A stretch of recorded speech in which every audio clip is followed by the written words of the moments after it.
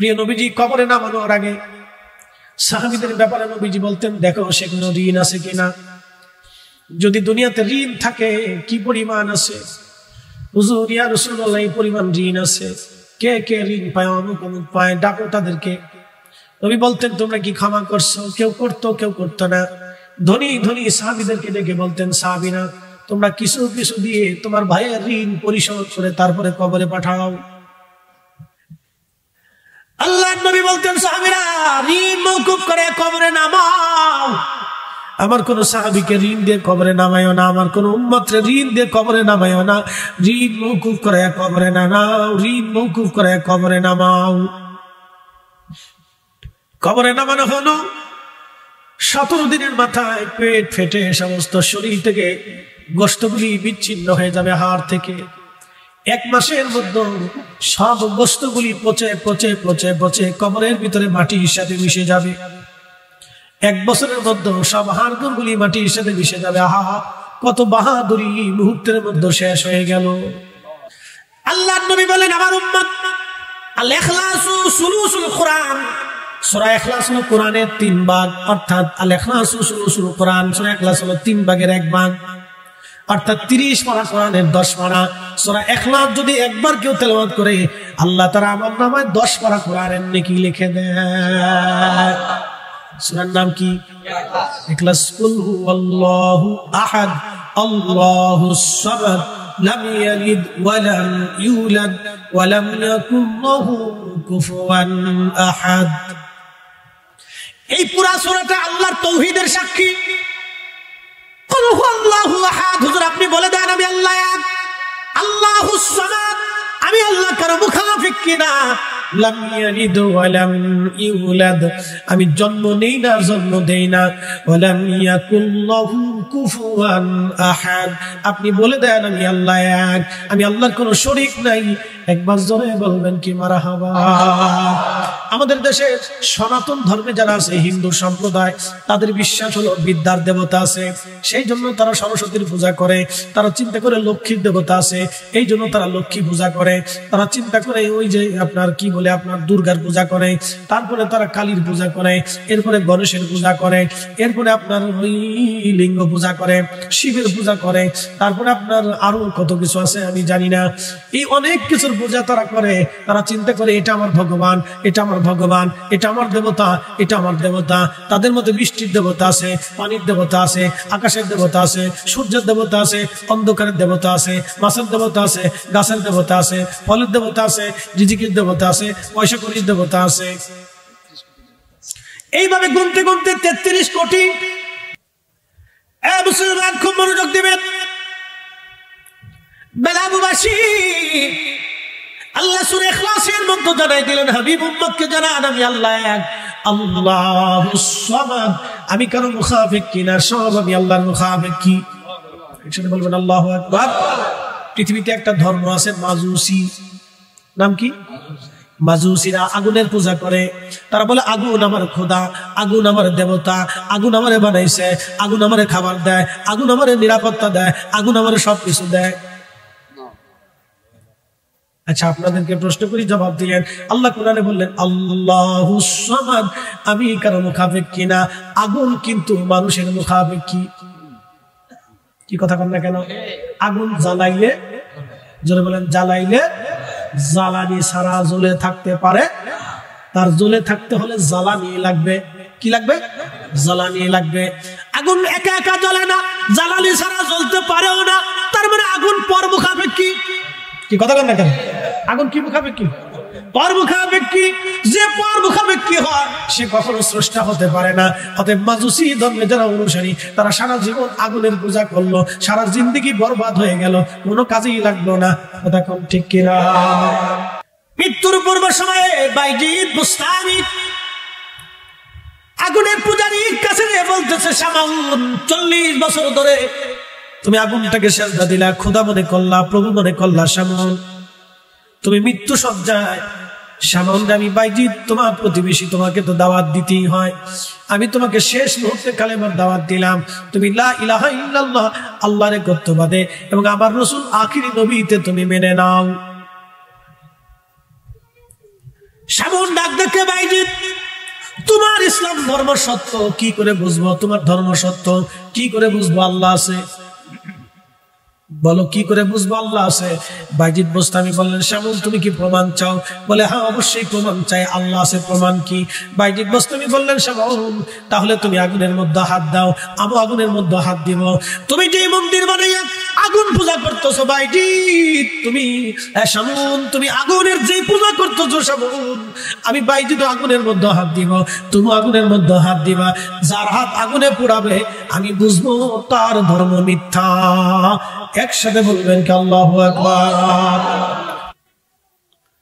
হাজিরিন, হযরত বাইজিৎ বুস্তামি রাহমাতুল্লাহ আলাইহি উনি শামউনকে ডাক দেয়া বলে, শামউন রে আগুনের মধ্যে হাত দিয়ে দাও। শামউন চিন্তা করে, আমি যদি আগুনে হাত দেই তাহলে আগুন তো আমার আর খাতির করবে না। কথা তো সত্য, ভেতরে তো আগুন খাতির। শামউন চিন্তা করে, আমি আগে হাত দিব না, বাইজিৎ আগে দিই। বাইজিৎ আগে দিলে তো বাইজিদের হাত অবশ্যই পুড়ে যাবে, আর আমি তখনই বলবো বাইজিৎ তোমার ধর্ম মিথ্যা। বাইজিৎ তুমি আগে হাত দাও, প্রমাণ হয়ে যাক তোমার ধর্ম সত্য না আমারটা ধর্ম সত্য, তুমি আগে হাত দাও, যেহেতু তুমি চ্যালেঞ্জ করছো। আল্লাহর ওলি বাইজিৎ বুস্তামি হাত আগুনের মধ্যে বিসমিল্লাহ বলে ঢুকাই দিলেন। আগুন জ্বলে কিন্তু বাইজিৎ জ্বলে না। জোরে জোরে জোরে জোরে জোরে জোরে। আবু মুসলিম আল খাওলামি কালেমার দাওয়াতের জন্য ইয়ামান চলে গেলেন। সিদ্দিক আকবরের জমানা আবু মুসলিম আল খাওলামি যখন কালেমার দাওয়াত দিতে ইয়ামান গেলেন, ভণ্ড নবীদের উপদ্রবে খলিফা আবু বকর সেনাবাহিনী পৃথিবীর বিভিন্ন জায়গায় পাঠাইলেন, কিন্তু ইয়ামান পাঠাইতে পারলেন না। অল্প সংখ্যক সাহাবী এবং সামান্য কিছু মুসলমান নিয়ে সেই সময় ছোট্ট বাহিনী ইয়ামান আক্রমণ করার সুযোগ পেল না। আবু মুসলিম আল খাওলামি একা পড়ে গেলেন। ভণ্ড নবীর লোকেরা আবু মুসলিমকে ধরে নিয়ে গেল। আবু মুসলিম তুমি ওই ইসলাম ছেড়ে দিয়ে আমাদের নবীর দিন মেনে নাও, ভণ্ড নবীর কথা মেনে নাও। আবু মুসলিম বললেন, না, জীবন চলে গেল তোমার ভণ্ড নবীর কথা আমি মানতে পারবো না, কারণ আমার নবী শেষ নবী, আমার নবীর পরে আর কোন নবী দুনিয়াতে হবে না, কোন নবীর প্রয়োজন নাই। লা নাবিয়া বাদি, নবীর পরে কোন নবী নাই। অমান দা আন-নবুওয়া ফাহুয়া কাফির, এবং যে নবুয়ত দাবি করবে বিনা সন্দেহে নিঃসন্দেহে সে কাফের, সে বেঈমান। কথা বলেন ঠিক কিনা? আবু মুসলিম কেমনে বাইসে রইল? আগুনও তার, অক্সিজেনও তার, আবু মুসলিমও তার। আবু মুসলিম নবীর পক্ষে, ভণ্ডরা নবীর বিরুদ্ধে। চ্যালেঞ্জ দিলেন আবু মুসলিম। আগুন জ্বলে, আবু মুসলিম খাওলামি জ্বলেও না, অক্সিজেন বন্ধ হয় না। তিনি আমার সেই রব, আমার আল্লাহ বলে দিলেন, হুজুর উম্মতকে জানায় দেন, উম্মতকে জানায় দেন, ইন্নাল্লাযীনা আমানু وعملوا الصالحات أولئك هم خير البرية। ইমানে আমলে, ইমানে আমলে, ইমানে আমলে যারা পাকা পাকা হবে, আল্লাহ বললেন তারা জগৎ সমূহের মধ্যে তারা সেরা, তারা সেরা, তারা শ্রেষ্ঠ, তারা শ্রেষ্ঠ, তারা মহান, তারা মহান। একবার অলিরাই মহান, অলিরাই শ্রেষ্ঠ।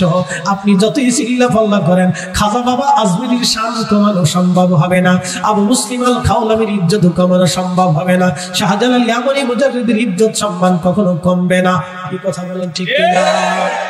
বন্ধু আমার খুব মনোযোগ দিবেন। আবু মুসলিম আল খাওলামি উঠে আসলেন আগুনের ভিতর থেকে।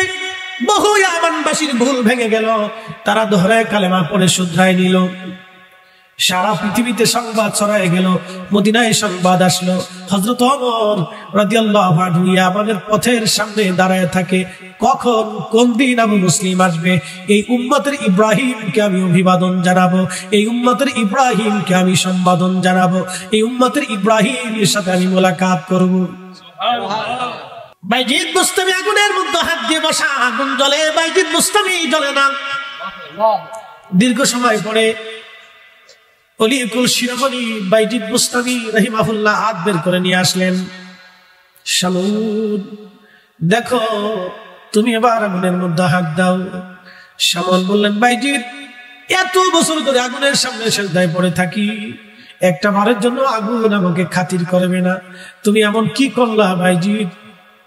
আগুন তোমারে পোড়ানো সাহস করলো না। বাইজির ডাক ডাকে শামুন তুমি আগুনের সেজদা দিছ, আর আমি আমার মা আগুনের মালিক রে সেজদা দিয়ে খুশি করছি। তুমি যদি আগুনকে খুশি রাজি করতে চাও, বাধ্য করতে চাও শামুন, তাহলে আগুনের পূজারি না হইয়া আমার মালিক আমার আল্লাহকে মেনে সেজদা দাও। জায়গা মতো মানলে কাজ হবে, আজারা বাজারা পাইলে কোনো লাভ হবে না। এই জন্য আমরা সুন্নিরাও জানি নবী মানলে আল্লাহ মানা হয়। কথা কন না কেন? আল্লাহ জিকির করার কারণে আল্লাহ বলেন ফাইদা কুদিয়াতিস সালাতু ফান্তাশিরু ফিল আরদ। ও বান্দা, তুমি নামাজ শেষ করেছো, নামাজ শেষ করার পরে তুমি জমিনের মধ্যে ছড়িয়ে পড়ো। ওয়াবতাগু মিন ফাদলিল্লাহ, আর আমি আল্লাহর দেওয়া রিজিকগুলি তুমি অনুসন্ধান করো। তুমি রুটি করো, কাজ করো, চাকরি করো, ব্যবসা করো। শুধু কাজ আর ব্যবসা করলে চলবে না। আল্লাহ বলেন আযকুরুল্লাহ কাসীরা, তোমরা এই সময় আমি আল্লাহর অত্যধিক পরিমাণে আমি আল্লাহ জিকির করো। আপনি দোকানদারি করবেন আল্লাহ আল্লাহ, গাড়ি চালাবেন আল্লাহ আল্লাহ, আপনি কাজ করবেন আল্লাহ আল্লাহ, মাঠে কাজ করবেন আপনি আল্লাহ আল্লাহ। আপনি সকালে সন্ধ্যায় জিকির করবেন আল্লাহ আল্লাহ আল্লাহ আল্লাহ বলে। কারণ কি? যখন আপনি আল্লাহ আল্লাহ অধিক পরিমাণে জিকির করবেন, মানব শরীরের মধ্যে 33 কোটি লতিফা আছে। এই লতিফার মধ্যে একটা লতিফা জিকিরে জাগ্রত হবে। অল টাইম আপনার কালবের মধ্যে আল্লাহ আল্লাহ আল্লাহ আল্লাহ আল্লাহ আল্লাহ আল্লাহ আল্লাহ আল্লাহ আল্লাহ চালু হয়ে যাবে। যখন বান্দার মৃত্যু আসবে, তখন বান্দা মৃত্যুর সময় বলবে আল্লাহ আল্লাহ আল্লাহ আল্লাহ আল্লাহ আল্লাহ। একসাথে করে বলা যাবে কি মারহাবা। ইয়া আইয়াতুহান নাফসুল মুতমাইন্নাতু ইরজিই ইলা রাব্বিকি রাদিয়াতাম মারদিয়া। হে নফসে মুতমাইন্না, অ্যাটেনশন, হে নফসে মুতমাইন্না, প্রশান্ত আত্মা, প্রশান্ত আত্মা, প্রশান্ত আত্মা, তুমি আল্লাহর আইনকে বিনয়ের সাথে তুমি মাথা নত করে আল্লাহর আইন তুমি মেনে নিয়েছো। হে প্রশান্ত আত্মা। কি আত্মা? প্রশান্ত আত্মা। আমাদের দেশে 2 ধরনের আত্মা আছে, একটা হলো শান্ত আত্মা, আর একটা হলো বেমারি আত্মা। যে আত্মাটা অসুস্থ আত্মা, একটা সুস্থ আত্মা আর একটা অসুস্থ আত্মা। প্রশ্ন রাখবেন ফরিদি হুজুর, অসুস্থ আত্মা কারা? আমাদের দেশে দেখবেন এক পাড়ায় আর এক পাড়ায় যারা ওই কান কথা বলে ভেজাল বাড়ায়, যারা বুহতান করে, সগলখড়ি করে, এরা হলো অসুস্থ আত্মা। কথা কম না কেন? ঠিক কিনা? দেখবেন আমাদের দেশের কিছু পান খাওয়া বেডি আছে, শুধু পান খায় আর গ্রাম ভরে এই পাড়া ওই পাড়া, এই পাড়া সেই পাড়া ঘুরিয়ে ঘুরিয়ে বেড়ায়। এই বেডির দোষ ওই বেডির কাছে, বউয়ের দোষ শাশুড়ির কাছে, শাশুড়ির দোষ বউয়ের কাছে, বউয়ের দোষ জামার কাছে, জামার দোষ বউয়ের কাছে, কইয়া কইয়া ভেজাল বাড়ায়। এটার নাম দিছে কুট না বেটি। এরা পান খায় আর গ্রাম ভরে ভেজাল বাড়ায়, মহিলাদের ভিতরে ঝগড়া বাড়ায় দেয়। এরা কুট না বেটি, সগলখড়, এরা অসুস্থ আত্মা, বেমারি আত্মা। কথা বলুন ঠিক? উপস্থিতি হাজিরিন, কবরে ভয়াবহ কঠিন জায়গা, কঠিন পরিস্থিতি। কবরের 2টি কথা বলে চলে যাব। অবশ্যই তো আমরা কবরে চলে যাব একদিন, কবরে যেতেই হবে একদিন। কবর থেকে সারা পাওয়ার আর কোনো রাস্তা আমাদের নাই। বেলাববাসী, আমাদের আগে বহু মানুষ কবরে চলে গেল। মানুষ যখন মারা যায় 24 ঘন্টা পরে পায়খানা রাস্তা দিয়ে তার শরীর থেকে পোকা বের হয়। মানুষ, এই দেহ নিয়ে, স্বাস্থ্য নিয়ে আমাদের কোনো অহংকারে নাই রে বাবাজি। মনে রাখবেন, সারা জীবন কত খাবার আমরা খাইছি দেহ তাজা করার জন্য, কিন্তু রুহু তাজা করার জন্য আমরা জিকিরও করলাম না, দুরুদও পড়লাম না, নামাজও পড়লাম না, রোজাও রাখলাম না, তাহাজ্জুদও পড়লাম না, আল্লাহর ইবাদতও করলাম না। আমরা রুহু তাজা করি নাই, খালি দেহ তাজা করছি, দেহ তাজা করছি, দেহ তাজা করছি। এই জন্য অলিরা দেহ মারিয়া রুহু তাজা করত, অলিরা দেহ মেরে রুহু তাজা করত। কবরের দেশে বড় কঠিন জায়গা। আল্লাহ আল্লাহ আল্লাহ। দেহের ভিতর থেকে পচা দুর্গন্ধ বের হতে থাকবে মাত্র 24 ঘন্টায়। ছেলে বলেন, মেয়ে বলেন, আত্মীয় স্বজন বলেন, কেউ আপন হবে না সেই দিন। সবাই শুধু বলবে তাড়াতাড়ি কবরে পাঠাও, তাড়াতাড়ি কবরে পাঠাও। আপনাকে যে চাদর দিয়ে, বিছানার চাদর দিয়ে ঢেকে রাখা হবে, আপনার সন্তানরা ওই বিছানার চাদর আর কোনোদিন বিছানায় পাতবে না, ভয় পাবে বাবার মৃতদেহ এই চাদরের মধ্যে ছিল, এটা বিছানায় লাগানো যাবে না, এটা ঘরের এক কোণার ভিতরে রেখে দিবে, না হয় ফেলে দিবে। বাস্তবতা থেকে বুঝে চান, চির সত্য থেকে বলতেছি, আপনার এই গায়ের চাদরটা দিয়ে আপনাকে ঢেকে রাখবে, চাদরটা ছেলেরা হয় ফেলে দিবে, আমরা হয় ধুয়ে আলমারির এক কোনায় ফেলে রাখবে, ওটা বিছনায় বিছাবে না, কোনো ছেলেও গায়ে দিবে না। ভয় পাবে যে বাবার মৃত দেহের সাথে চাদরটা লেগেছিল। কি চরম সত্য এটা, আপনার কেউ আপন না। আপন যিনি হবে তিনি আল্লাহ এবং নবী। গোলামি করলে আল্লাহ তার রাসূল একটাই করে যেতে হবে, খুশি করলে পৃথিবীর সবকে বেজার করে ওনাদেরকে খুশি করতে হবে। সন্তান বেজার হয়ে যাক, আল্লাহকে খুশি করতে হবে, স্ত্রী বেজার হয়ে যাক, আমার রাসূলকে খুশি করতে হবে। কথা বলেন ঠিক না? এর চেয়ে চরম বাস্তবতা আর পৃথিবীতে কিছু নেই। সবাইকে বেজার করেন, আল্লাহ তার রাসূলকে খুশি করেন, পৃথিবীর সবাই বেজার হয়ে যাক, কিচ্ছু আসবে না।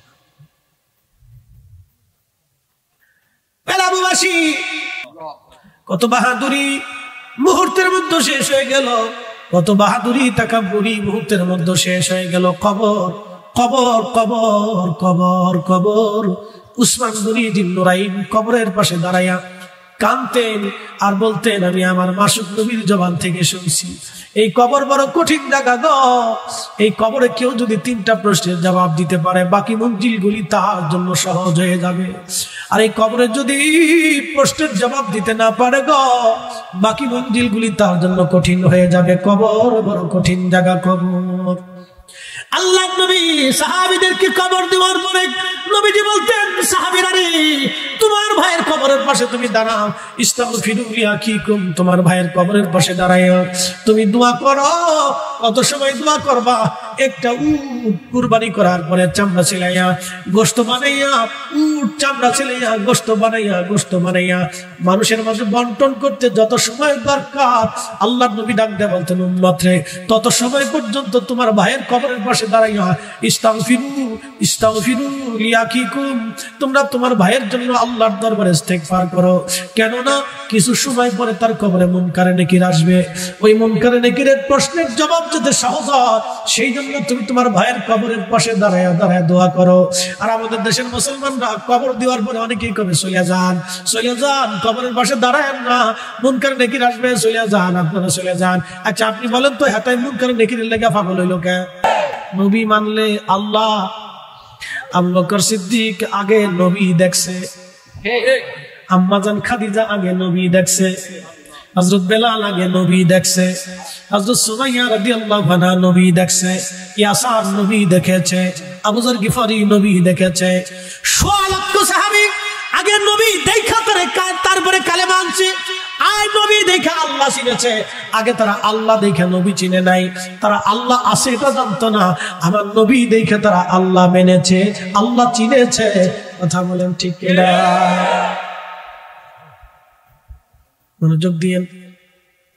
হযরত আব্দুল্লাহ ইবনে মাসউদ তখন বালক, আল্লাহর নবী এবং আবু বকর দুইজন পাথুরি রাস্তা, মরুভূমি পাহাড়ি রাস্তা দিয়ে হেঁটে হেঁটে যেতে যেতে ক্লান্ত হয়ে গেলেন, পানির তৃষ্ণা লেগে গেল।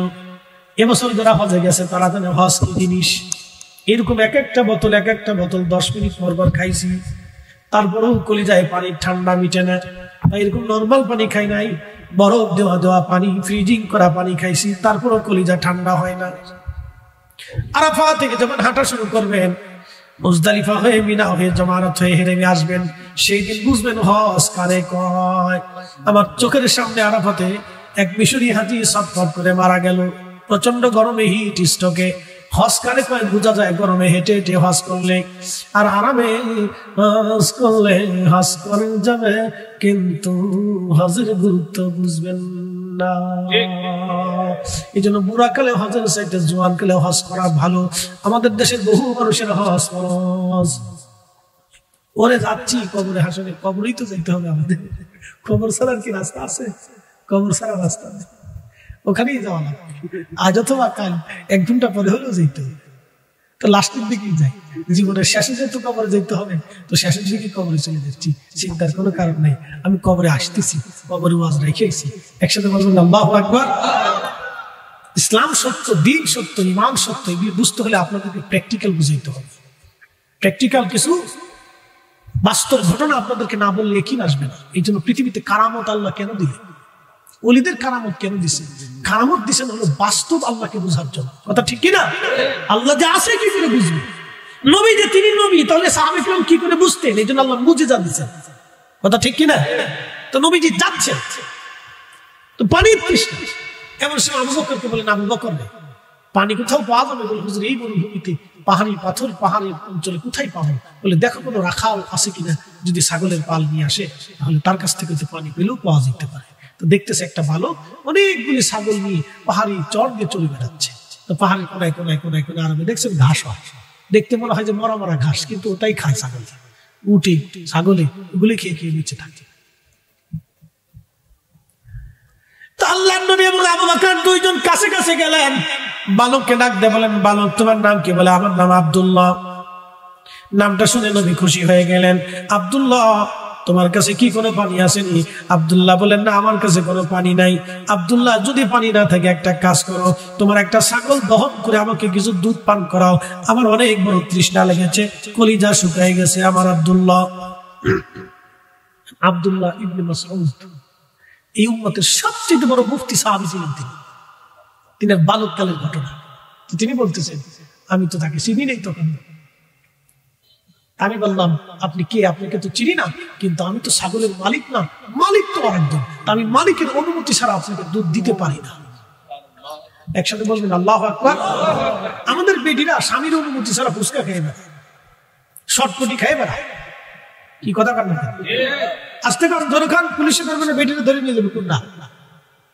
স্বামীর অনুমতি ছাড়া মার্কেটে চলে যাচ্ছে, স্বামীর অনুমতি ছাড়া ফুচকা খেয়ে বেড়াচ্ছে, স্বামীর অনুমতি ছাড়া চটপটি খেয়ে বেড়াচ্ছে। বেটারা খুশি মনে নাম দিয়েছে বিসমিল্লাহ চটপটি হাউস।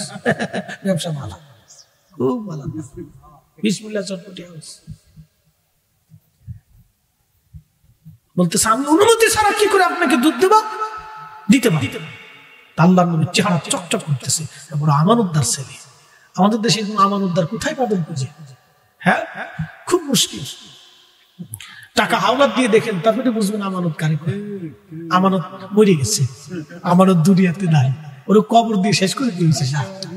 খালি টাকা হাওলাত দিয়ে দেখবেন যে আমানত কোথায় আছে। দেখবেন ভৈরবে ব্রিজের নিচে পড়ে গেছে আমানত লাই, আর দোকানে বাকি দিয়ে দেখবেন, তাহলে বুঝবেন আমানত কারে। খালি বাকি দিবেন, দেখবেন আমানত কারে। কত মুসলমান বাকি নিয়ে চলে যাবে আর জীবনে দেখাই করবে, পরে দেখা করবেনি তো কিয়ামতের ময়দানে হালখাতা নিয়ে বসতে হবে, যে যা আছে দিয়ে যাও। কি কথা বল না কেন? যা পাবো আজকে দিয়ে দাও। আমানত মরে গেছে। নবী বলছেন আমানত, কিয়ামতের একটা আলামত তোমরা শুনে যাও, আমানত নষ্ট হয়ে যাবে, আমানত মরে যাবে, আমানত ধ্বংস হয়ে যাবে। পৃথিবীর কোথাও তুমি আমানত পাবে না। আপনি আজকে তাই দেখেন, মানুষ কেউ কারো কাছে টাকা রাখে না, অবিশ্বাস করে মানুষ ব্যাংকে রাখে। ছেলে বাপ ছেলের পর্যন্ত বিশ্বাস করতে পারতেছে। কথা বল না কেন? বাবা ছেলেকে পর্যন্ত বিশ্বাস করতে পারতেছে না, নিজের অ্যাকাউন্টে টাকা জমা করে রাখতেছে। কারণ কি? ছেলেকে বিশ্বাস করা যাচ্ছে। কোন ছেলে নিয়ে কোন মেয়ে নিয়ে লুটুর পুটুর করে পলাই চলে যাচ্ছে, কোন খোঁজ খবর নাই, বিশ্বাস করা মুশকিল। জরি মারলে ভেঙে গেছে, আমানত ভৈরবের ব্রিজের নিচে পড়ে শেষ। কথা ক্লিয়ার, কোনো ভেজাল বুঝেন নাই। যাকে যাকে কথা কইছে, ওর আব্বা যাক, খালু যাক, মামু যাক, সব চলে যাক, তুই থাকলি হিসাবে, তুই যাস না। মুসল্লি খুব করা, আপনাদের এলাকার বড় বড় মুসল্লিরা খুব করা মুসল্লি, বুঝলেন? ছোট ছোট মুসল্লি সব মাহফিলের ভিতরে চুপচাপ বসে থাকে, একসাথে বলবেন আল্লাহু আকবার। এটা সুলক্ষণ, আগামী দিন আমরা কবরে চলে যাবো, ওরাই থাকবে। কথা বলেন ঠিক না বেঠিক? প্রিয় বেলাবাসী, মনোযোগ দিয়ে শুনে যাবেন।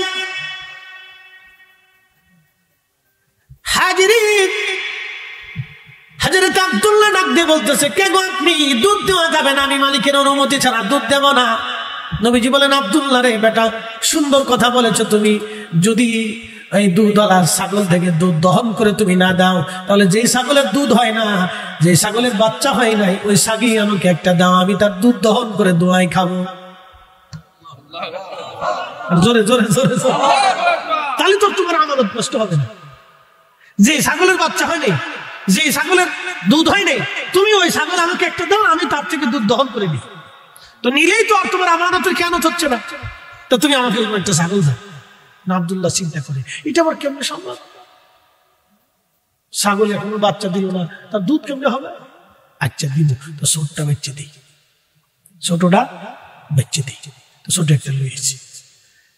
আমি যে ডাক দিয়ে বললেন, আবু বকর খোলসালায় একটা পাথর নিয়ে আসো। যে পাথরের ভিতরে খোলস আছে, গর্ত করা আছে, এমন একটা পাথর আনো। খুঁজে নিয়ে এসে কাপড় দিয়ে পরিষ্কার করে দেওয়ার পরে নবীজি ছাগল এনে দিলেন আব্দুল্লাহ ইবনে মাসউদ। আল্লাহর নবী তার রহমতের হাত ছাগলের ওলানের নিচে মেরে দিলেন। হাত বুলিয়ে দেওয়ার সঙ্গে সঙ্গে আল্লাহর পক্ষ থেকে ওলান নেমে আসলো। আর জোরে বলেন, তিনি নবী, কোনো সন্দেহ নাই। তিনি নবী, কোনো সন্দেহ নাই। আল্লাহ নবী বিসমিল্লাহ বলে টান দিলেন, দুধ নেমে এসে পুরা পাথরের খোলসে দুধ ভরে গেল। প্রিয় নবী নিজে পান করলেন, আবু বকরকে বলেন তুমি পান করো। আবু বকর দুধ পান করলেন। আব্দুল্লাহ ইবনে মাসউদকে দিয়ে বললেন, আব্দুল্লাহ এবার তোমার পালা, তুমি দুধ পান করো। আব্দুল্লাহ বলেন, আমি পেট ভরে দুধ পান করলাম। লক্ষ্য করে দেখি আমার নবীজি আবার ওলানের নিচে হাত মেরে দিলেন। ওলানটা আবার আগের জায়গা মতো একবারে মিশে গেল। এর মনে হচ্ছে কোনো দুধই তার হয় নাই, কখনো তার বাচ্চা হয় নাই, কোনো দুধই তার হয় নাই, কোনো ওলানি তার নাই। তিনি নবী, নবী, নবী। এটা নবীদের মুজিজা। এটা দেখাইয়া বহু মানুষকে তিনি আল্লাহর পথে ডেকেছেন। কথা বলেন ঠিক কিনা? ওয়াদাইয়ান ইলাল্লাহি বিইذনিহি ওয়া সিরাজাম মুনীরা।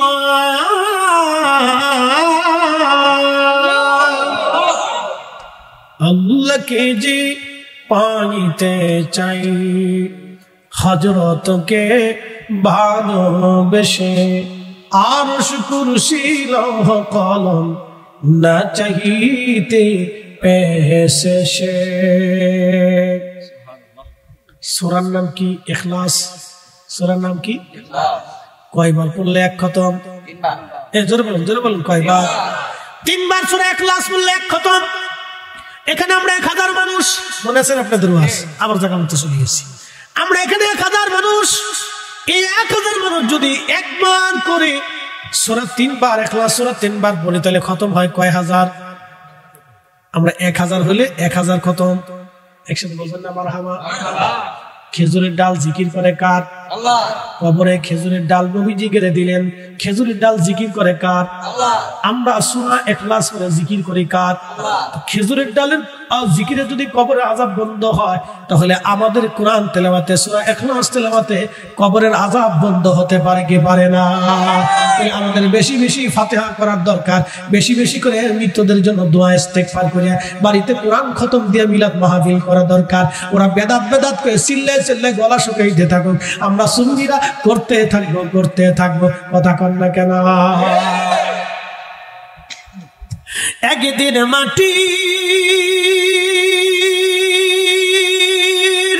ভিতরে হবে ঘরে, মন আমার কেন বান্ধু দালান ঘর, মন আমার কেন বান্ধু দালান ঘর। এবং যদি এখন 2টা বাজে, রাত 2টার সময় আপনারা বসে আছেন, জানি একটা পেটে তো তাবারক নাই। সবাই খালি সারা বছর বলছে সুন্নিরা তাবারক ছাড়া মাহফিলে থাকে না। আপনি আমার একটু দেখাবেন তো বাংলাদেশের কোন হুজুরের মাহফিলে তাহিরি ইশা ছাড়া রাত 2টা পর্যন্ত মানুষ বসে থাকে? খুব কম পাওয়া যাবে না? খুব কম পাওয়া যাবে। তার মানে আপনারা সিন্নির লোভে বসে নিয়েছেন না, আপনারা আল্লাহকে ভালোবেসে রসুলকে গোলামের জন্য বসে আছেন। কথা বলেন ঠিক না? ঠিক। আজকে কোনো সিন্নি টিন্নি তোরা আমার ভালো যাস না, কিন্তু তোরা আসুস নি বাবা, তোরা আসুস নি, মনোজাত পর্যন্ত আসুস নি, কিন্তু সিন্নি টিন্নি কিন্তু নাই, তাবারক নাই, কিন্তু মন খারাপ করিস না। আসুস নি, ওরা জান নেই বই দিয়েছে মারহাবা করল। ওরা জানে যে চারপাশে কোনো তাবারকের ডেকসি বাড়ি বুড়ি দেয় নাই, কোনো শব্দ হয়নি আজকে, এই জন্য বসে দিয়েছে। আজকে হলো পরীক্ষায় আপনারা পাস। আলহামদুলিল্লাহ। কেন পাস? আমি পাস করিনি, আল্লাহ নিজে পাস করেছে। কে পাস করাইছে? আল্লাহ। وَلَنَبْلُوَنَّكُمْ بِشَيْءٍ مِّنَ الْخَوْفِ وَالْجُوعِ وَنَقْصٍ مِّنَ الْأَمْوَالِ وَالْأَنفُسِ وَالثَّمَرَاتِ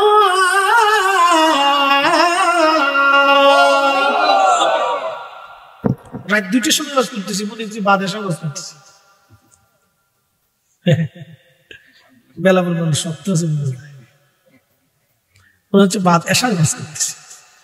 وَلَنَبْلُوَنَّكُمْ بِشَيْءٍ مِّنَ الْخَوْفِ وَالْجُوعِ, আল্লাহ বলেন তোমাদেরকে পরীক্ষা করব, তোমাদেরকে ভয় দেখায় পরীক্ষা করব।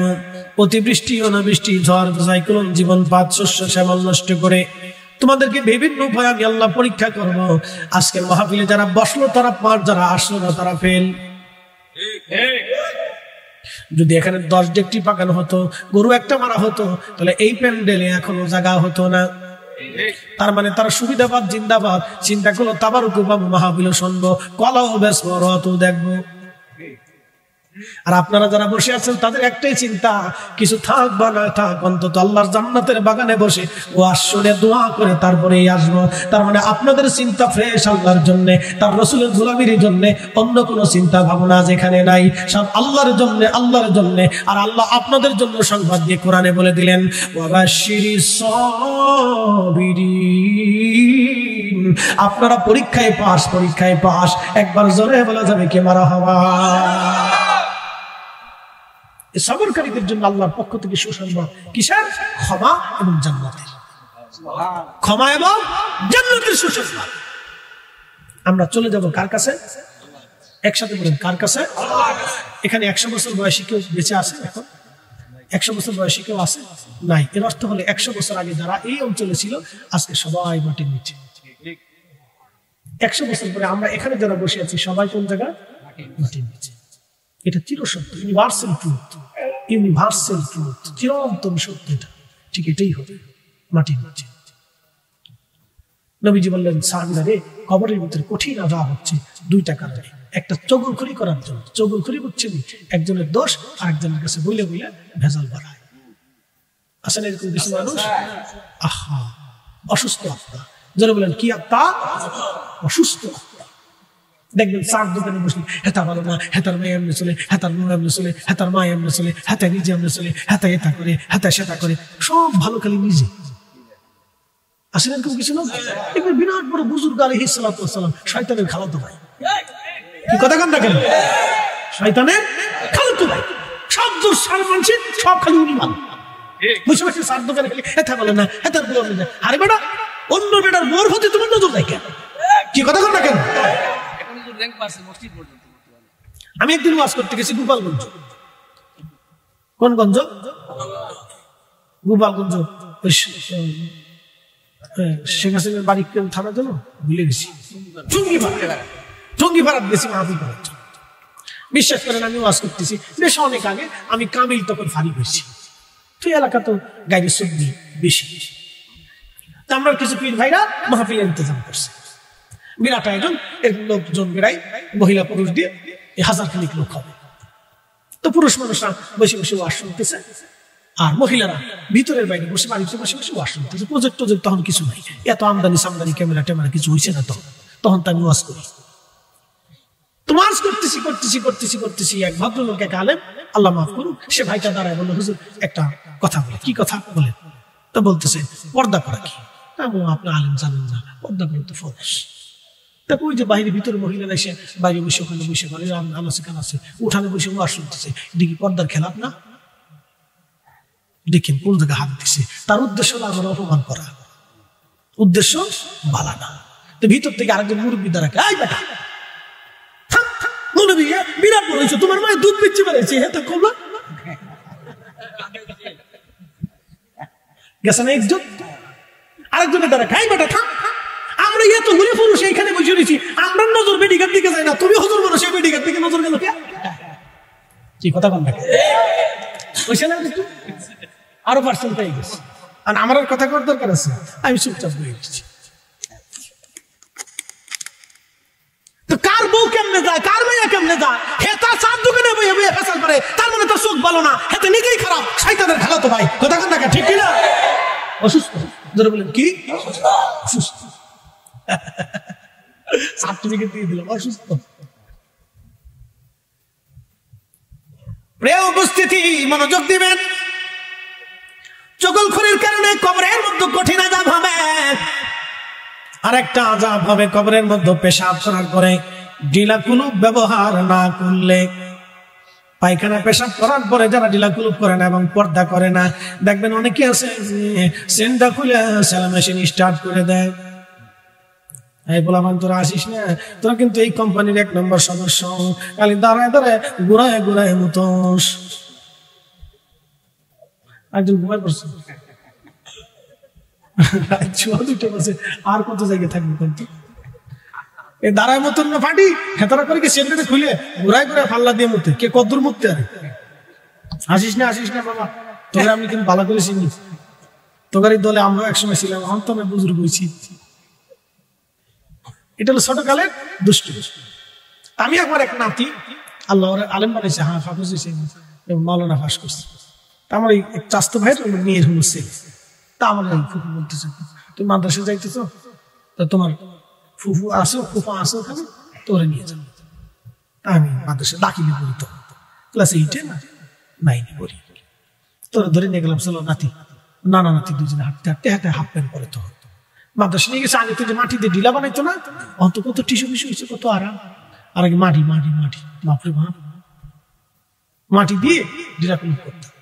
তা আমি চিন্তা করলাম যে আমি তো কুলুপ করবো, তো নাতির একটু শিখি। তা আমি একটা কুলুপ করেছি, নাতির একটা দিয়ে বললাম নাতি কুলুপ করা লাগবে, তা গাচ্ছা করবো। তা আমার একটা কুলুপ নিয়ে এ পেশাব করে একটু হাঁটাহাঁটি করতেছি, তখন দেখি নাতি সেন্ডা করিয়ে সেলাই মেশিন স্টার্ট করছে। তা আমি দেখি দাঁড়ায় দাঁড়ায় সে মারতেছে, তো চিন্তা করলাম এখন যদি ধমক দিই তো পেশাব বন্ধ কিনা বিপদ না, ও তার দরকার নেই। চিন্তা করলাম ছাড়তেছে সেই দিক। তো যাই হোক, তো কিছুক্ষণ পরে দেখি নাতি বা মাত্রে এমনি আগায় ধরে রাখছে।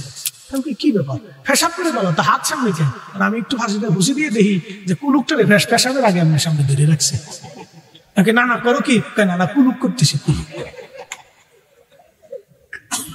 নানা কুলুক করতে আমাকে আরো ইজ্জত বেড়ে ফেলেছিল।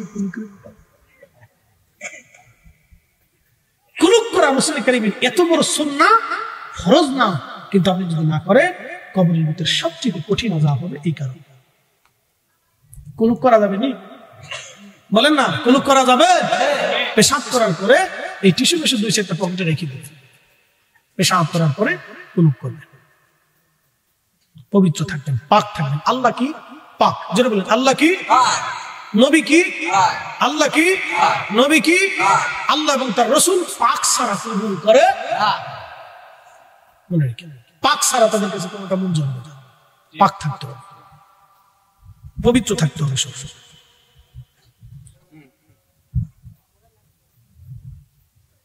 মুনকার নেকির লেগে হে তাবা বলেছি, আল্লাহ নবী বলেন তোমার ভাইয়ের কবরের পাশে দাঁড়াও, মুনকার নেকির আসবে, প্রশ্ন করবে, যাতে সওয়াল জবাব সহজ হয়ে যায়। সেই জন্য দোয়া করো, ইস্তিগফার করতে থাকো। একসাথে বলা যাবে আল্লাহু আকবার। জিন্দেগি তোর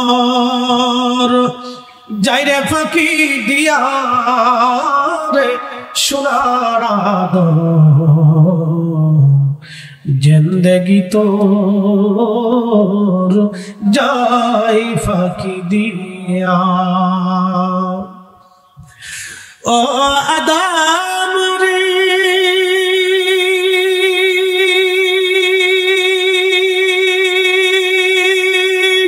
পাগ ধরিয়া গেছে দাড়ি, দন্ত বাসে গোটা চারি,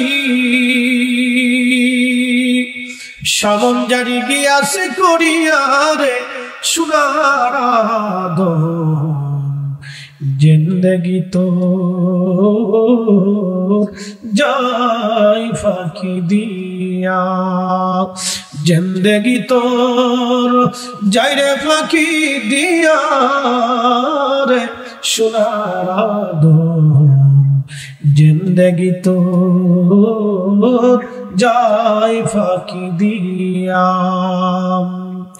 ও আদম রে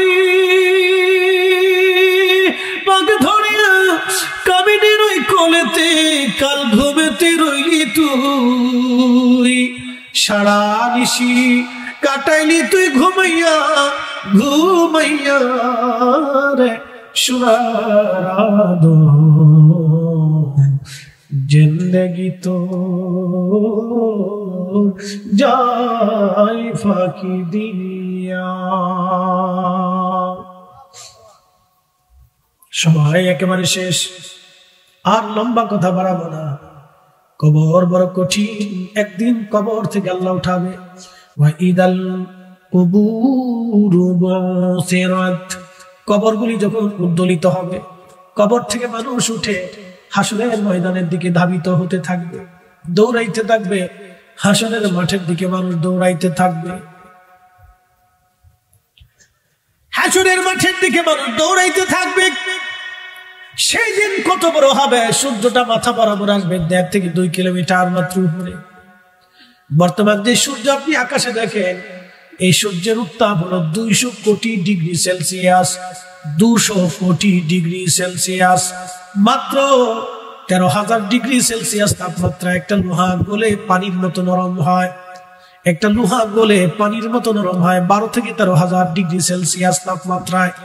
সূর্যের উত্তাপ 200 কোটি ডিগ্রি সেলসিয়াস। পৃথিবীর 13 লক্ষ পৃথিবী এক জায়গায় করলে যত বড় হবে, একটা সূর্য হবে তত বড়। এই সূর্যের ভিতরে প্রত্যেক দিন ঘন্টায় 1 লক্ষ কিলোমিটার বেগে আগুনের ঝড় হতে থাকে। সূর্যের জ্বালানি আল্লাহর ফেরেশতারা দিতে থাকে, জ্বলতে থাকে। কোটি কোটি বছর ধরে সূর্যটাকে আল্লাহ জ্বালায় রাখলেন পৃথিবীতে আলো দেওয়ার জন্য। যদি একটা 6 মাসের জন্য পৃথিবীতে আলো আল্লাহ বন্ধ করে দেন, পৃথিবীর এমন কোন শক্তি নাই সূর্যটাকে আবার উঠাইয়া দিবে। আমার মালিক, আমার রব ওই সূর্যটাকে উঠাইয়া দেন, আবার ডুবাইয়া দেন, আমাদেরকে আলো দেন, আবার অন্ধকার দেন। রাত দিয়ে পৃথিবীটাকে নিরিবিলি বানাই আল্লাহ আপনার একটা ঘুম পাড়ান। এই সারা রাতের ঘুমের মাধ্যমে আপনার ক্লান্তি দূর হয়ে আবার সকালবেলা থেকে কাজের অনুপ্রেরণা আল্লাহ জোগাইয়া দেন। আপনি যদি না ঘুমাইতেন, আল্লাহ আপনার অসুস্থ হয়ে পড়তেন, আপনি ব্রেন অসুস্থ হতো, শরীরের অসুস্থতা বাড়তো, আল্লাহ আপনার ঘুম পাড়াইয়া দেন। ঘুম নামক নিয়ামত আল্লাহ দিয়েছেন। এই সূর্যটাকে ডুবাই দিয়ে আল্লাহ আপনার ঘুমের জগতে নিয়ে গেলেন, আরাম দিয়ে দিলেন। ও বেলাবর মুসলমান, খুব মনোযোগ দিয়ে কথাগুলি শুনবেন। এই সূর্যটা 200 কোটি ডিগ্রি সেলসিয়াস তাপমাত্রা। আর শামসু ওয়াল কমারু বিহুসবান, আল্লাহ বলেন এই সূর্য এবং চাঁদ আমি আল্লাহর নির্দিষ্ট কক্ষপথে চলতে থাকে। চাঁদ সূর্যের কক্ষপথে যায় না, সূর্য চাঁদের কক্ষপথে আসে না। যার যার ঠিকানায়, যার যার পথে নির্দিষ্ট স্থানে সেই সেই চলতে থাকে। বুঝতে হয়ে গেল না? জোরে বলবেন। যার যার পথে সেই সেই চলতে থাকে, কেউ কারো পথে যায় না। সূর্য আল্লাহর আইন মেনে চলে। আল্লাহ যতটুকু আলো দিতে বলে আলো ততটুকুনি হয়। সূর্য যখন বেশি পরিমাণে উত্তপ্ত হয়, আমার আল্লাহ পাকের রহমতের ফেরেশতারা সূর্যের উপরে বরফ নিক্ষেপ করে করে সূর্যটাকে আমার আল্লাহ ঠান্ডা ঠান্ডা বানায় দেয়। একবার জোরে বলা যাবে কি আল্লাহু আকবার? মুসলমান, খুব মনোযোগ দিয়ে কথাগুলি শুনবেন বাবাজি। এই সূর্যটা হাসরের ময়দানে মাথার উপরে থাকবে। মানুষের শরীর পুড়ে যাবে না, ঝলসে যাবে না, ধ্বংস হয়ে যাবে না। আল্লাহ হাসরের ময়দানে মানুষের শরীরের চামড়া ওইভাবেই বানাবে, কিন্তু প্রচন্ড উত্তাপে গরমে ঘাম বেড়ায় বেড়ায় বেড়ায় বেড়ায় একবারে কারো বুক পর্যন্ত, কারো থুতনি পর্যন্ত একবারে ঘামে ডুবে যাবে। এত পরিমাণে উত্তপ্ত গরম, মানুষের তৃষ্ণায় জিহ্বা বের হয়ে কুকুরের জিহ্বার মতো ঝুলতে থাকবে। হাউজে কাউসারের পানি ছাড়া আর কোনো পানি সেই দিন থাকবে না। ইন্না আ'তাইনাকাল কাউসার, নবী গো আমি আল্লাহ আপনার মালিকানা বানাই দিলাম। উম্মতকে জানাই দেন ফাসাল্লি লিরাব্বিকা ওয়ানহার। হাউজে কাউসার যদি পাইতে হয় উম্মতকে বলেন নামাজে দাঁড়াইতে হবে, উম্মতকে বলেন রাহিলিল্লাহ আল্লাহর জন্য কুরবানি করতে হবে। একবার জোরে বলা যাবে কি ইয়া রাসূলুল্লাহ? বুঝতে কি অসুবিধা হয়? কি পড়া লাগবে? নামাজ। জোরে বলেন কি পড়া লাগবে? ওই দিন হাউজে কাউসারের পানি পেতে হলে কি করতে হবে? নামাজে দাঁড়াইতে হবে। নামাজে নামাজে নামাজে দাঁড়াইতে হবে। আল্লাহ নবী ডাকতে বলেন সাহাবীরা, হাউজে কাউসারের পানি মধুর চাইতে মিষ্টি হবে, দুধের চাইতে সাদা হবে, বরফের চাইতে ঠান্ডা হবে। আমি একদিন খুব চিন্তা করলাম, আল্লাহ বরফের চাইতে নবী ঠান্ডা বললেন কেন? আল্লাহ ওই দিন ঠান্ডা পানি খাওয়ানোর কি দরকার? এবছর হজে যায় বুঝছি ঠান্ডা পানি কেন দরকার। হজে যায় বুঝছি বলে কারণ কি? প্রচন্ড গরম। আল্লাহ বিশ্বাস করে আমরা আগের দিন সন্ধ্যাবেলা রওনা দিছি আরাফা থেকে মুজদালিফা হেঁটে হেঁটে হেঁটে হেঁটে আসতেছি তখন রাত। বাপরে বাপ, সেই রাতেও একটার পর একটা পানি। আচ্ছা, মুজদালিফায় আসলাম, রাত্রি কিছু সময় যাপন করলাম, এখানে এশা এবং মাগরিব একসাথে আদায় করলাম। মুজদালিফায় ফজরের নামাজ পড়ে আবার রওনা করলাম, হেঁটে হেঁটে হেঁটে হেঁটে হেঁটে হেঁটে হেঁটে হেঁটে মিনার পাশ দিয়ে জমারাতে আসলাম। শয়তানকে পাথর মারার লেগে। একসাথে বলবেন আল্লাহু আকবার। কারে পাথর মারবো? সবাই খুব জৌলুস নিয়ে হেঁটে আসছি, পার একটার পর একটা পানি, একটার পর একটা পানি। এরপরে সূর্য উঠতে লাগলো। আরবের সূর্য তো বুঝতেই পারতেছে, যত উঠে তত তাপ, যত উঠে তত তাপ। শয়তানের পাথর টাথর বাইরে যখন আসলাম, তখন তার কোনো গাড়ি নেই, হাইটে আসলাম হেরে। আবার হাঁটা শুরু করলাম। বাপরে বাপ, যত উড়ে তত তাপ, যত উড়ে তত তাপ। হাঁটতে হাঁটতে হাঁটতে হাঁটতে হাঁটতে হাঁটতে হেরে আসলাম। একটার পর একটা পানি, একটার পর একটা পানি। তখন বুঝছি যে ঠান্ডা পানি কেন দরকার। আল্লাহ কেন হাউজে কাউসারের পানিটাকে ঠান্ডার কথা বলেন নবীজি, যে বরফের চেয়ে বেশি ঠান্ডা হবে সেই পানি। কেন? হাসরের ময়দানে মানুষের কলিজা শুকিয়ে যাবে, তখন এই বরফের মতো ঠান্ডা পানি খাওয়ার সাথে নবী বলেন, আমি এক পেয়ালা হাউজে কাউসারের পানি পান করাই দিব, জান্নাতে যাওয়ার আগ পর্যন্ত পানি তৃষ্ণাই আসবে।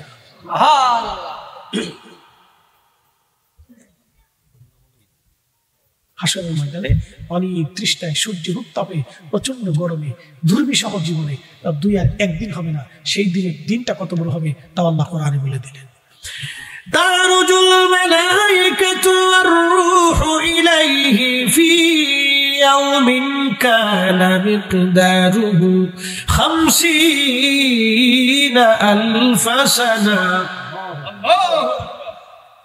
দুনিয়ার 1 সেকেন্ড করে 60 সেকেন্ড, 1 মিনিট, 1 মিনিট করে 60 মিনিট, 1 ঘন্টা, 1 ঘন্টা করে আপনার 24 ঘন্টায় দিন ও রাত, 24 ঘন্টায় দিন ও রাতের 365 দিনে 1 বছর, 1 বছর করে 50,000 বছর পার হইলে 50,000 বছর পার হইলে যত বড় হাসরের একটা দিন হবে তত বড়, একটা দিন হবে তত বড়, একটা দিন হবে তত বড়।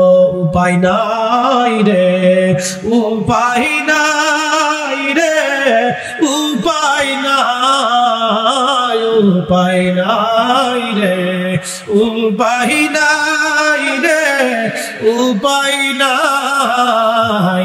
দয়াল নবীর চরণ ভিড়ে উপায় নাই, দয়াল নবীর কদম ভিড়ে উপায় নাই। কথা বলেন ঠিক কিনা?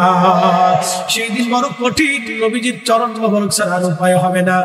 আল্লাহ নবী বলে দিলেন, উম্মত কিয়ামতের ময়দানে তোমরা কি আমার কাছাকাছি কি তোমরা থাকবা? সাহাবীরা বলেন, বালা ইয়া রাসূলুল্লাহ, আমরা কিয়ামতে আপনার কাছাকাছি থাকতে চাই। নবী বললেন, যদি কাছাকাছি থাকতে চাও তাহলে বেশি পরিমাণে আমার জন্য দুরূদ পাঠাও, দুরূদ পাঠাও, দুরূদ পাঠাও, দুরূদ পাঠাও। একসাথে বলেন আল্লাহু আকবার। এই উম্মতের ইব্রাহিম, জোরে বলেন, এই উম্মতের ইব্রাহিম আলাইহিস সালামকে আগুনে ফেলাইছিল কেডা? নমরুদে। কতদিন ছিল? 40 দিন।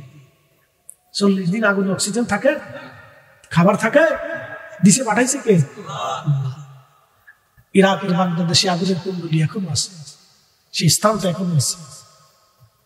ইব্রাহিম আলাইহিস সালামকে আগুনের মধ্যে ফেলানো হলো 40 দিন আগুনের ভিতরে। ইব্রাহিম আলাইহিস সালামের মা বলতেছে, ইব্রাহিম, আমি তো তোর মা, পৃথিবীর সময় ভুললে আমি তো ভুলতে পারি না, তোর আল্লাহকে বল না আগুন যেন আমার জন্য ঠান্ডা হয়ে যায়, আমি তোর কাছে আসবো বাবা। একসাথে বলবেন না মারহাবা? মা, মা যেন বলেন কি? সবাই ভুললে উনি ভুলে না। ছেলে ইয়াং, বিয়ে হয়েছে, প্যারালাইসিস রোগ, স্ত্রী চলে যাবে। স্ত্রী কি হবে? কেন চলবে? কারণ আছে, খারাপ দৃষ্টি করবে, এটা আমি খারাপ দেখি। প্রত্যেক মা চায় তার সন্তানটা ভালো থাকে। তো শ্বশুর বাড়ির লোকজন বলবে, সে তো যেহেতু অসুস্থ, তাহলে আমাদের মেয়েকে আমরা নিয়ে যাবো। তো তারা নিয়ে যাবে, সে অন্য কোথাও তার সংসার বা তার জীবন গড়ার জন্য তার একটা ব্যবস্থার প্রয়োজন আছে, এটা স্বাভাবিক। তো মেয়েটা চলে গেল। এখন এই ছেলের জন্য আপন কি আছে? ঘরের মধ্যে পেশাব করে, পায়খানা করে, কি যন্ত্রণা। ভাই হয়তো 2-4 দিন, আর ভাইয়ের বউরা তো ওটা কাছে আসবে। বন্ধু বান্ধব হয়তো 2-1 দিন আপনাকে দেখতে ঠিক খুব অসুস্থ, একটু দেখে আসি, বাস দেখা শেষ, চলে যাবে। 6 মাস 1 বছর ভুগতে ভুগতে আপনার পায়খানা পেশাব ওই অবস্থায় যে পরিষ্কার করে সেই মা। আপনাদেরকে বলি, এগুলো হলো বাস্তবতা। কোনোদিন আল্লাহ যদি সিচুয়েশনে কাউকে না ফেলা, তো যে পড়ছে সে জানে মাকে জিনিস। এই জন্য সাবধান, কখনো আনিস করবি অলি অলি দায়ী। আল্লাহ কোরআনে বলছেন, বান্দারে তুমি আমার শকর করো, সাথে সাথে তুমি তোমার পিতা মাতার প্রতি কৃতজ্ঞ হও, তাকে সম্মান করো, সর্বোচ্চ সম্মান করো। তোমার ব্যবহারে যেন সে যেন উহ শব্দটা পর্যন্ত না করে।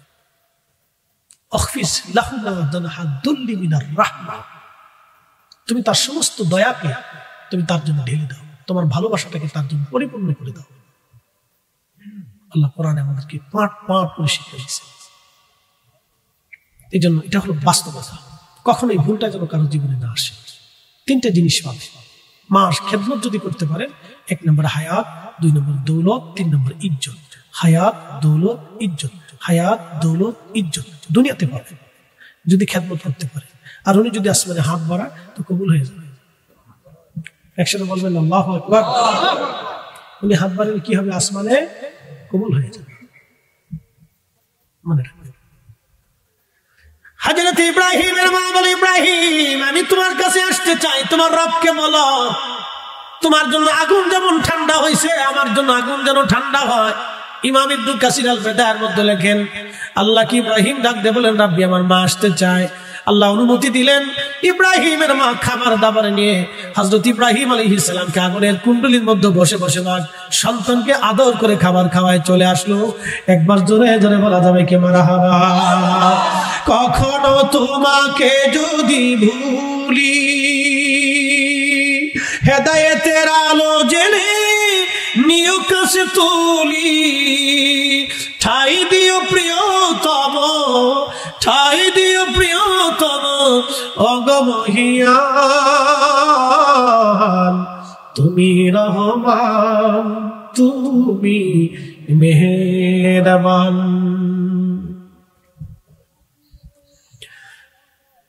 ওটা কি হয়? মাহফিল হইতেছে? আচ্ছা, এ কত দূর এখান থেকে? আচ্ছা ঠিক আছে, আচ্ছা কাছাকাছি। আমাকে মাইকের আওয়াজ কি হেঁচে যায়নি? বাপরে বাপ, আরো সাইড লাগানোর দরকার ছিল, যে ঘুরাই দিয়ে হেরা সাইড দিতে, আমরা সাইড দিতাম, তো তো ওয়াজ হয়ে যেত ফাটাফাটি। আমরা ওয়াজ হেরা শুনতে, হেরা ওয়াজ আমরা শুনতাম।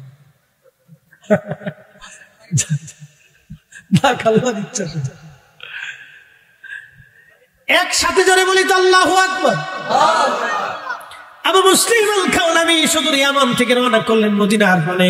হযরত ওমর দাঁড়ায় থাকে, কখন আসবে আসবে আসবে, অপেক্ষা করতে করতে করতে করতে একদিন দেখে আবু মুসলিম আল খাওলামি আসে। হযরত ওমর দাঁড়ানো, আহলান সালাম দেওয়ার জন্য হযরত ওমর কাছে আসার পরে বুকের মধ্যে জড়িয়ে ধরে আদর করলেন, চুমা খাইলেন আর বললেন, আবু মুসলিম তুমি এই উম্মতের ইব্রাহিম, ইব্রাহিম। একবার জোরে বলা যাবে কি মারহাবা? বলেন আল্লাহ আছে না নাই? আমাদের নবী হক না বেহক? একবারে বাস্তব তাজা ঘটনা, তাজা লক্ষ লক্ষ মানুষ এই ঘটনার সাক্ষী।